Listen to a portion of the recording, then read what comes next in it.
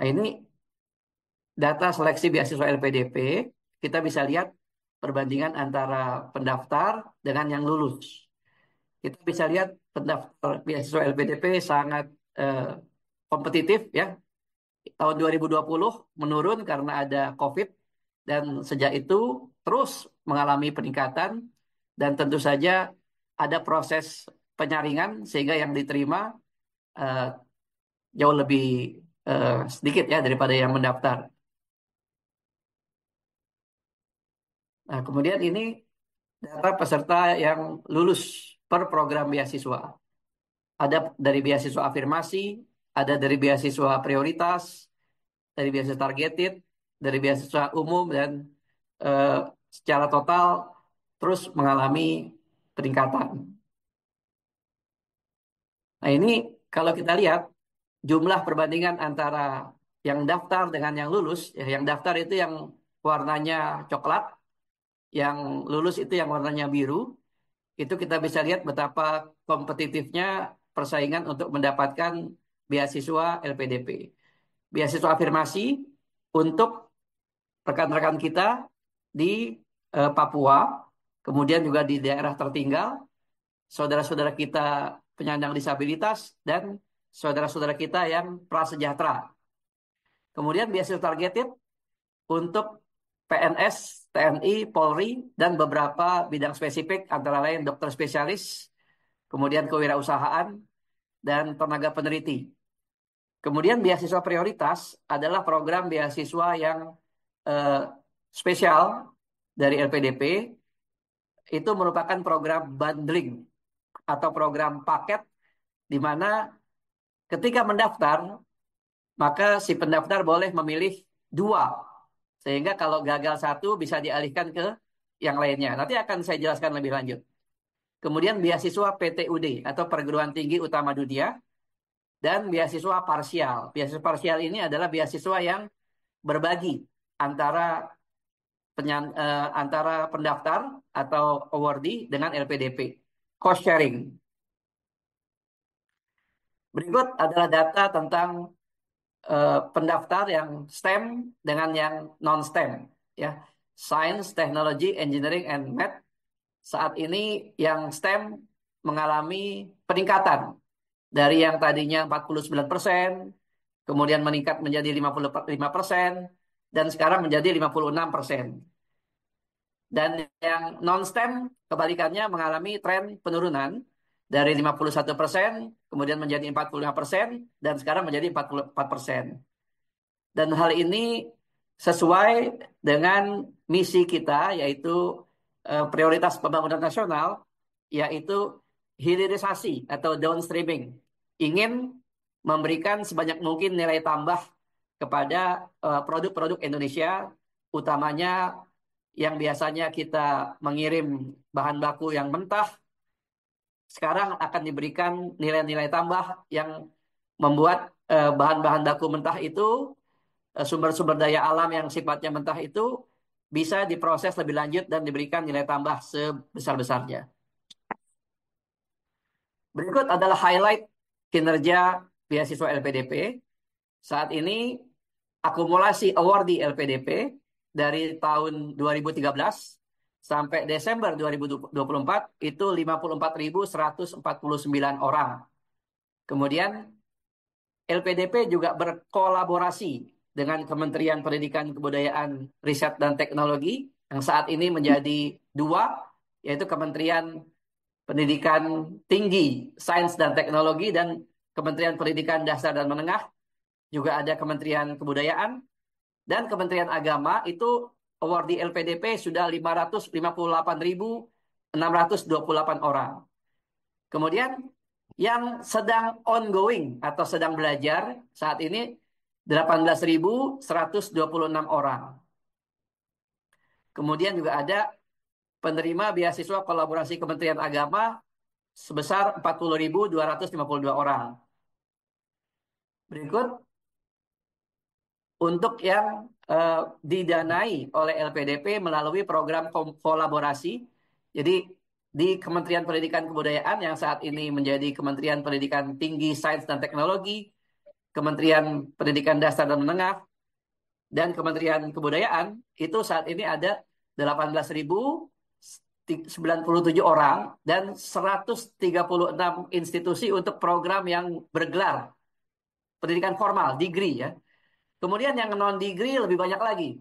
Ada 199.110 orang dan 1.157 institusi. Kemudian yang di Kementerian Agama, untuk program degree ada awardee sebanyak 8.916 orang dan 51 institusi. Dan untuk non-degree lebih banyak, ada 7.831 orang dan 197 institusi.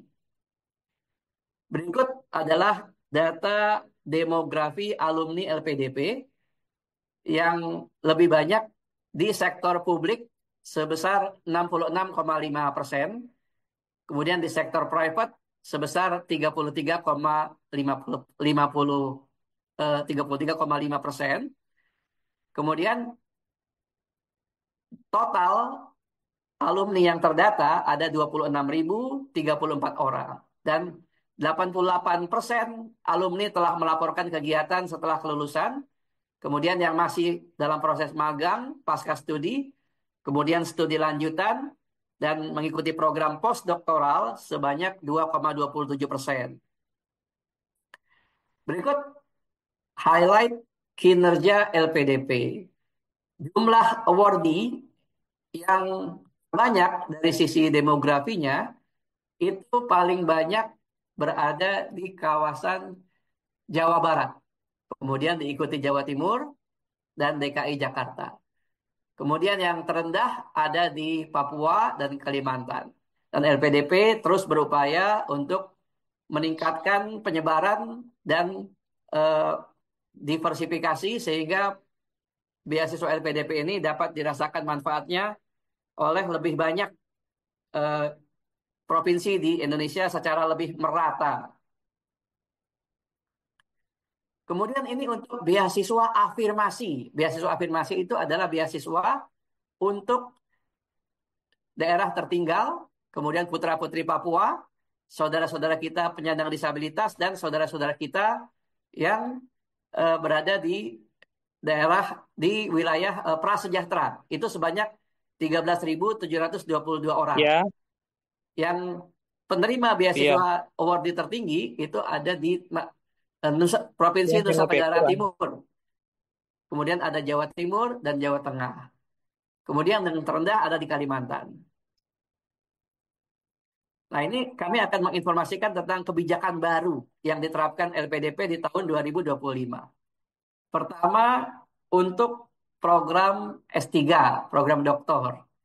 Jadi, program doktor ini harus selaras dengan kebutuhan industri dan risetnya itu dapat bermanfaat.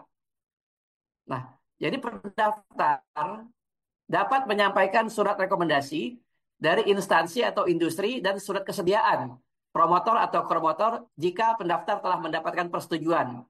Itu yang pertama untuk program S3. Jadi harus selaras dengan kebutuhan industri dan perguruan tingginya. Kemudian yang kedua adalah adanya program prioritas atau co-funding. Di sini LPDP bekerja sama dengan Tsinghua University, salah satu top rank university dalam bidang keuangan.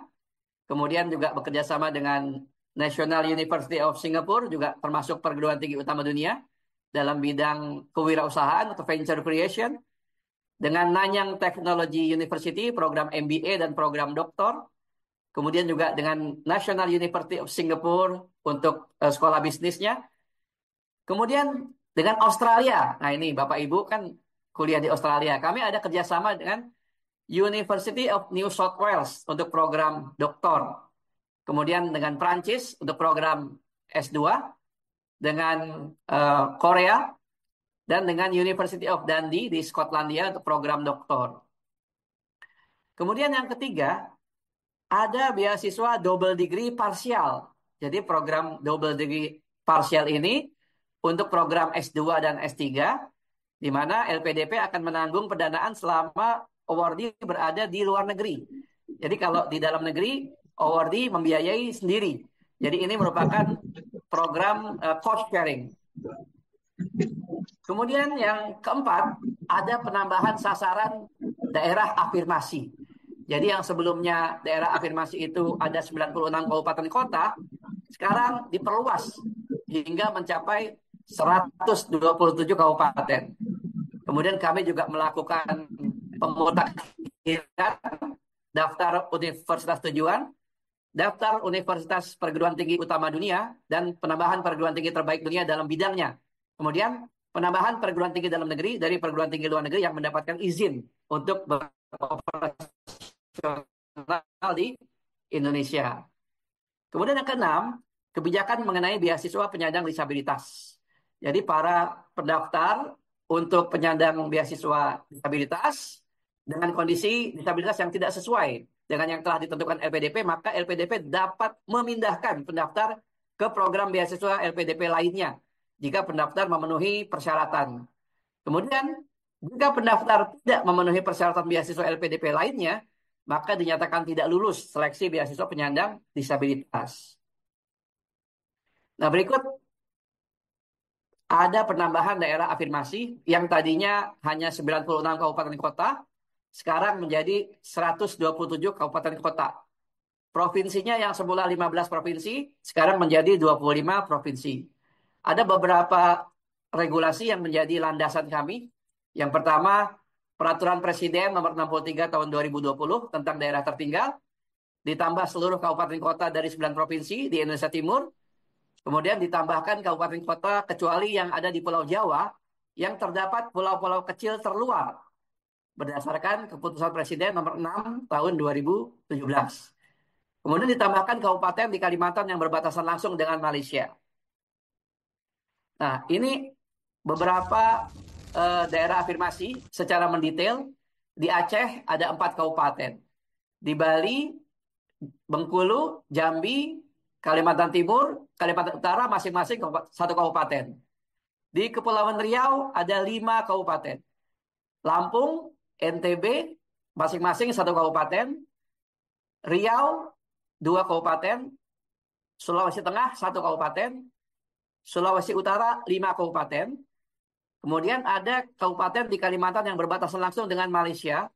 Kalimantan Barat ada 5 kabupaten. Kalimantan Timur dan Kalimantan Utara masing-masing satu kabupaten.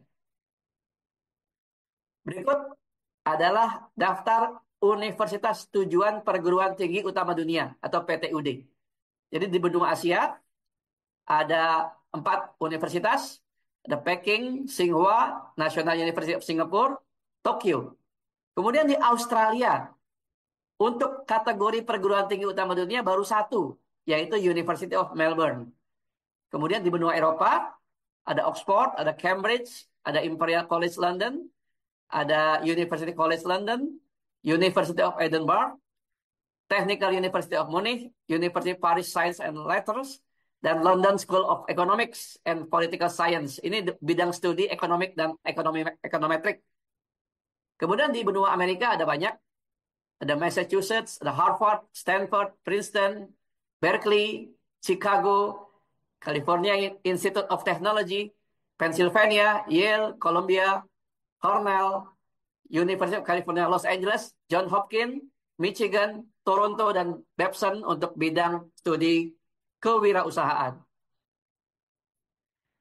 Berikut adalah kewajiban berkontribusi. Ya, alumni yang telah menyelesaikan studi wajib berkontribusi dan berada secara fisik di Indonesia sekurang-kurangnya 2N atau 2 kali masa studi secara berturut-turut sejak 90 hari kalender setelah tanggal kelulusan berdasarkan dokumen resmi.